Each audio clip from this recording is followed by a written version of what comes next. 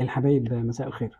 خبر يمكن مش لطيف، حريق ديكور مسلسل الكبير. النار التهمت جزء كبير جدا جدا من الديكور. هل المسلسل هيتوقف؟ هل المسلسل مش هيتعرض؟ هل في خسائر؟ ايه اسباب الحريق؟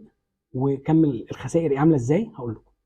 الحقيقه الحريق كان موجود في بيت الكبير قوي، وده الديكور الرئيسي لمسلسل الكبير. زي ما انتم عارفين البيت الكبير هو عباره عن بيت دوار، ثم بعد كده فناء او حوش فيه التمثال الشهير جدا اللي هو عامل كده ده، ثم بعد كده سور والشارع. فريق العمل كان بيصور مشاهد في القهوه في ديكور جنب ديكور بيت الكبير. التهمت بدات اشتعلت النار جوه نتيجه ماس كهربائي، ما كانش فيه اي شبهه جنائيه. اللي لاحظ الحريق، المعلومه اللي جات لنا او اللي جات لي انا، ان لاحظ الحريق واحد من بره فريق العمل، كان بيته قريب من المكان، واقف في بلكونه، واقف في مكان عالي، لان هو لازم تبص من فوق السور علشان تشوف الحريق. فشاف الحريق جوه، فبدا ان هو ينادي، نبه فريق العمل بتاع المسلسل الكبير، وهو اتصل ب المطافي جت طبعا بسرعه، نظرا لان الديكور كله خشب، فالتهم جزء كبير جدا. التهم يعني طبعا تم السيطره عليه في اسرع وقت، ولكن كان التهم جزء كبير جدا من الديكور. الحمد لله ما فيش اي خسائر بشريه. زي ما انا قلت، هو التصوير كان بعيد اصلا، ما كانش حد من فريق العمل موجود. لكن حد من جوه المسلسل قال لي ان كانوا هم بانيين ديكور جديد، يعني هم كانوا مجددين في الديكور.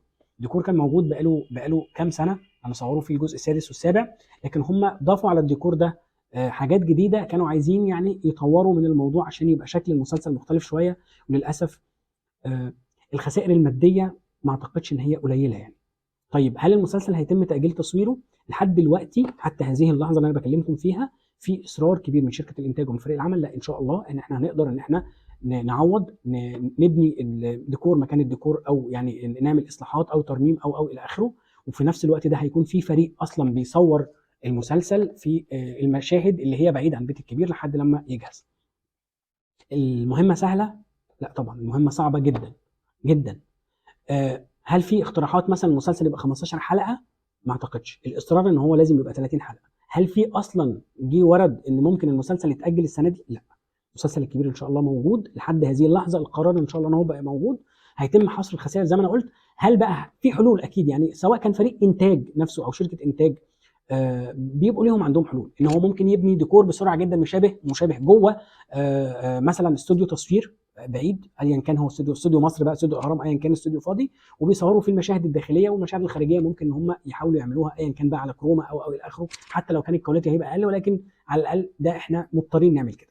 عايز اقول لكم ان هم قالوا كمان ان قدامنا اكتر من 30 يوم. احنا النهارده لسه نص شعبان، فاحنا قدامنا يعني 15 يوم قبل رمضان، ثم بعد كده اعتبر كمان 25 يوم، يعني تقريبا حوالي شهر وشويه، لان هم بيصوروا لحد 28 رمضان كمان. احنا قدامنا ممكن ان احنا نعرف نبني الديكور ده في 15 يوم ونكمل التصوير فيه ان شاء الله باذن الله. يقدروا يعملوا كده.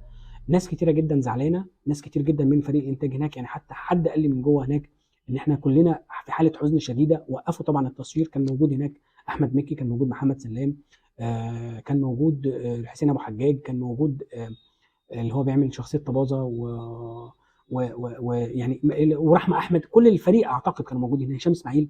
فحاله من حالات الحزن الشديده جدا. ناس كتيره قوي زعلانه، لكن ان شاء الله باذن الله يقدروا يعوضوا ويبسطوا الناس ويضحكوا الناس. المسلسل الكبير هو بقى رمز كده او ايقونه من ايقونات رمضان، رغم ان انا يمكن السنه اللي فاتت والسنه اللي قبلها قلت يا كبير او يا مك كفايه كبير على كده، على اساس ان هو يجدد، لكن طالما الناس بتحبه فخلاص. ربنا يا رب ييسر لهم الامر ويعملوا حاجه كويسه. ويعني دعائي والف سلامه على كل واحد، او يعني الحمد لله على السلامه، وقلبي عندكم كلكم، وان شاء الله باذن الله تعملوا مسلسل كويس. شكرا جزيلا.